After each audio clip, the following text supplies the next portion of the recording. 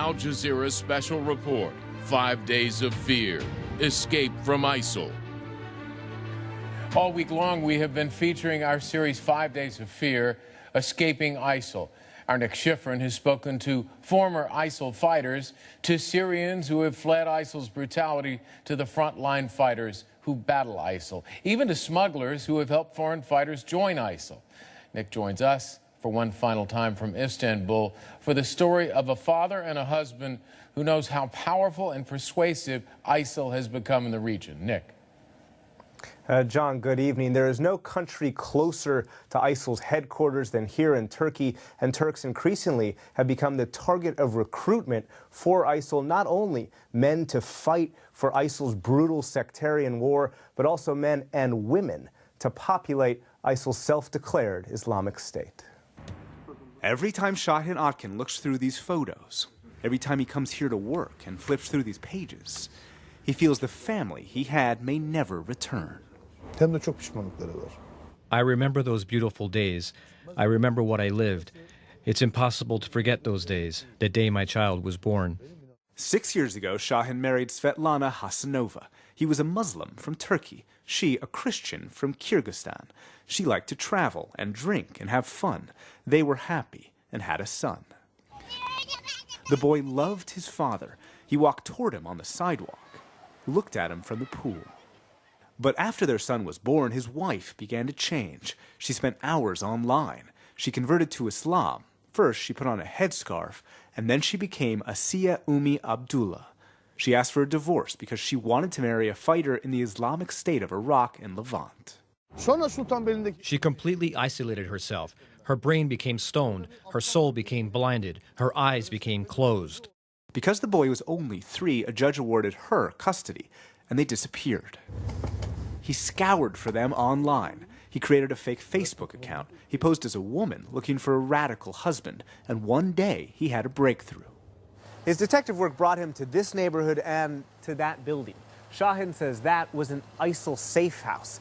This isn't a poor area full of the disaffection that ISIL preys on to recruit here in Turkey. Svetlana and their son were lured here by a recruiter who passes freely between Turkey and Syria, but by the time Shahin arrived here, it was too late. Svetlana and their son had already left and crossed the border into Syria. She fled to the epicenter of ISIL's brutality. This is rare video secretly filmed in Raqqa, Syria.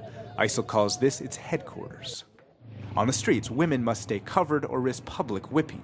But dozens of foreign women like Svetlana pilgrimage here. In an internet cafe, one woman speaks to her family in French. I don't want to come back. What you're saying is bullshit. If I want to come back, I can. I don't want to. I'm happy here. But Shahin knows his son isn't happy. Do you still feel that connection with your son? Do you still feel like you know what he's going through right now? I saw him in my dreams. He stretches out his hand, and I try to take his hand, but I'm paralyzed. ISIL presents itself as family-friendly. Propaganda videos feature foreign fighters with their kids. I'm thinking like I'm in the dream world. Like if I don't wake up and, oh, I'm in Raqqa, I'm here, I'm in Sham, Allahu Akbar. ISIL has recruited thousands of families, ripped thousands of families apart. Shahin hasn't opened this door in 3 months. This was his son's room, his favorite shirt, the hats he wore when they sailed together, the rocking horse he ate breakfast on. You keep this room as it is because you expect him to come back? I want the world to help me. I want my child. Give me back my child. His place is here where he was born. And so he searches every night on his boat. It's named Destin, after his son. Shahin will keep hunting for not only his own son, but also, John, on behalf of the thousands of families whose children have been kidnapped or are currently living in that Islamic State in Iraq and Syria. All right, Nick, there's been a lot of political back and forth in the region, but I want to talk for a moment about the human element. And can you describe your week? Is there relief being given to the refugees who are still flowing out of Syria?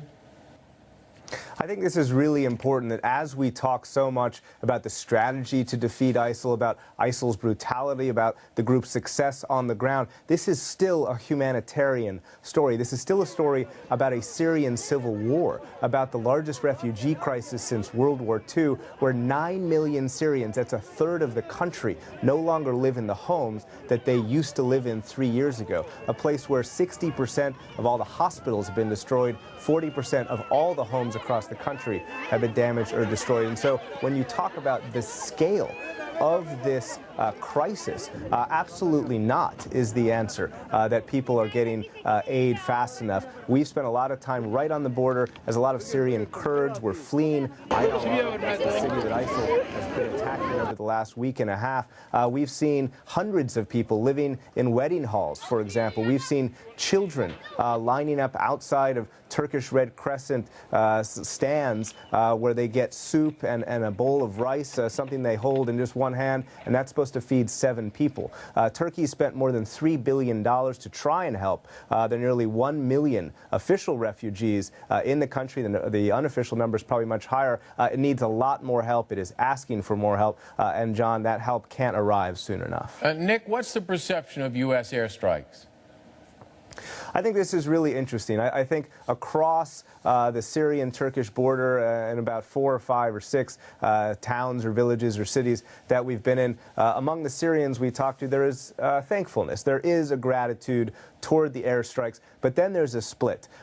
Most of the people I speak to say exactly the same thing, that if you are going to target ISIL, you need to target the regime, that the fighters who are fighting on the ground, the Free Syrian Army, the moderate Syrians who need to be on the ground to defeat ISIL, they have been fighting on 2 fronts this whole time, against ISIL and other groups, but also against the regime. And to a person, all of the fighters and commanders that I have spoken to say that we need to attack the regime, that if you don't attack the regime in addition to ISIL, we will not be able to defeat ISIL. We will not be able to be aggressive against ISIL and push ISIL back along the front lines. Now, there's also another strand, John, which is interesting, of criticism that the U.S. strikes actually went too far the first night. The very first night, the U.S. says it targeted the leadership of Khorasan. That's a small group that the U.S. said was made up of former lieutenants of Osama bin Laden who had designs to attack the United States itself. Nobody here has heard of that group.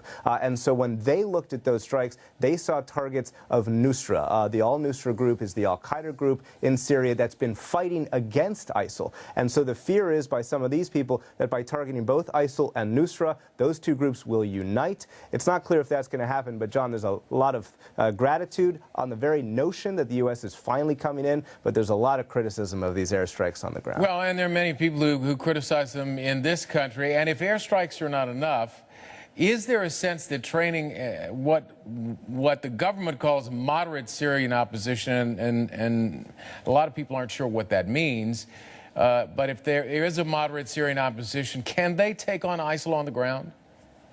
Well, I think your skepticism is absolutely right on. There is a question of whether you can find the right groups, whether they're unified enough, whether they really are moderate. But let's just say that these groups who have been fighting for 3 years are slightly more modified. There's a lot of American intelligence agents, a lot of CIA officials on the ground trying to figure out which people are the right people to train. That training will really kick into full gear in the next couple months, thanks to Saudi Arabia and the U.S., that deal for $500 million to train all of those people. But no, the training hasn't started yet, and we spent a lot of time with fighters and commanders right on the Syrian border, and they all say, where's the training?